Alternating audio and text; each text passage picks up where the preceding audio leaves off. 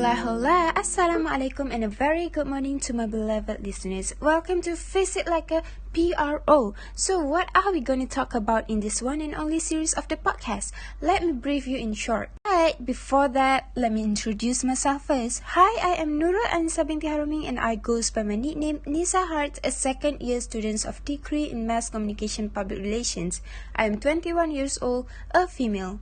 So, what is Face It Like a Pro? What will we discuss? This podcast will combine two vital things of social media, which is a crisis and a reputation. This podcast will discuss on ways to maintain social media image and reputations, as well as how to handle crisis in this digital world. Bear in mind that it was strictly my opinion. You can disagree with me and argue with me in the comments below, okay? As a Malaysian, I am sure that we are all aware of how dangerous the keyboard warriors are. All of these issues and crises raised by them would trigger the victim to respond aggressively, resulting in a worse image and reputation of the individual. Thus, this podcast will tell you how to handle criticism and work for a better image and reputation of yourself in the social media. Now, let's move on to the next segment. How to rebuild the reputation after the damages. Being on social media nowadays, I'm sure that a lot of users would agree. Not everyone would support us. Not everyone would agree with our opinions. And I still remember the sentence that we are not everyone protagonists, and we are the antagonist to some people's story. To make it simple, we can never ever gain the favor of every people living on this earth. However, what if they throw hate on us on social media? What if their hates influence others' opinions? When talking about this crisis, it is common for industries and influencers to get into this slump. However, how can we gain the confidence back and rebuild the image despite the crisis? First of all, respond to the crisis by giving out a formal statement or making an apology video. Remember, even if it's not your fault, do not go against the netizens according to our emotions. Be professional and calm. When you react this way, people will look forward at your statements and turn their favor according to our professionality and maturity in handling the situations. Not to mention, if we jump straight into the pit without a strategy, it might worsen the situations and turn up heated arguments between you and the haters. For example, recently a female celebrity made a statement against a rape joke made by a male celebrity on a national television.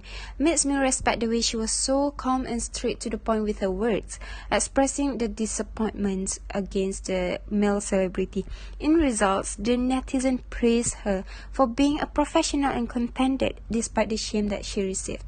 Moving on to the second point, if you're ever going through a crisis on social media, remember to always consistently make positive contents or show the efforts that we are taking the criticism in the positive ways.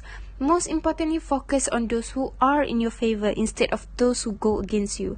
If you are a brand company, make sure to give a positive response to the customer and maintain the quality of the product by making a return policy if there is any damages on the product. For example, there is a local company who were receiving complaint that their quality of the products are not worth the price. However, personally for me, their response to the crisis are very childish and unprofessional by saying that their product is not the problem, but instead the customers are.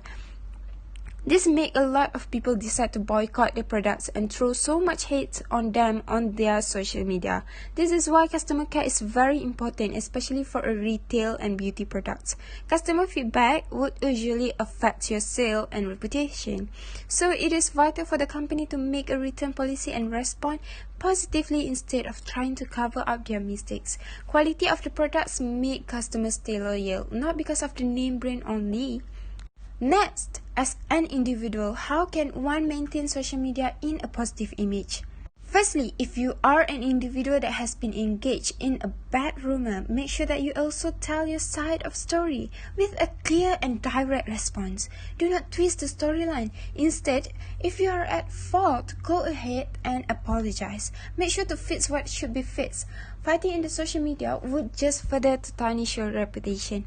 It is not worth to sacrifice your name just for a problem that you can settle. To maintain a social media is for you to center and focus on your content. Be yourself and maintain your positive image for your followers. In my opinion, I think the wider attention that you gain, the more criticism will come to you. As the numbers of those who favor you increase, same goes with the one who are unhappy with you being happy. This is part of the social media toxicity, such as Twitter. When you express your opinions and you receive 0 tweets, no one would give attention despite the bad comments that you make. However, if you gain thousands of retweets, there must be some people who went against you and critics you no matter how truth and genuine the statement that you make. As an individual, always be prepared to accept the criticism and ignore the critics on your feed, but take it in a positive way to change yourself for the better. Sometimes it is better to focus on your target audience than the whole citizens of Malaysia, because the more you care, the more you will be bothered by their words. It's upsetting that we are going to the last segment because we are going to talk about building a professional reputation. How can we turn a crisis into an opportunity? In Malaysia, there are a lot of celebrities who successfully turn a crisis into an opportunity. For example, Liana Rahman brand are being criticized before, but they managed to overcome the crisis by launching a campaign collaborating with various celebrities to attract the customers. I remember that I saw this one video in TikTok or Twitter where Shefan said that Alif Shukri, a famous millionaire in Malaysia, said to him that the publicity that he made will turn into money. It is not important about the criticism that he gets, but he chose to rise his name by using the crisis as an opportunity. Sometimes a crisis is a way to build your reputation for better and make your way to promote your brand in front of the public.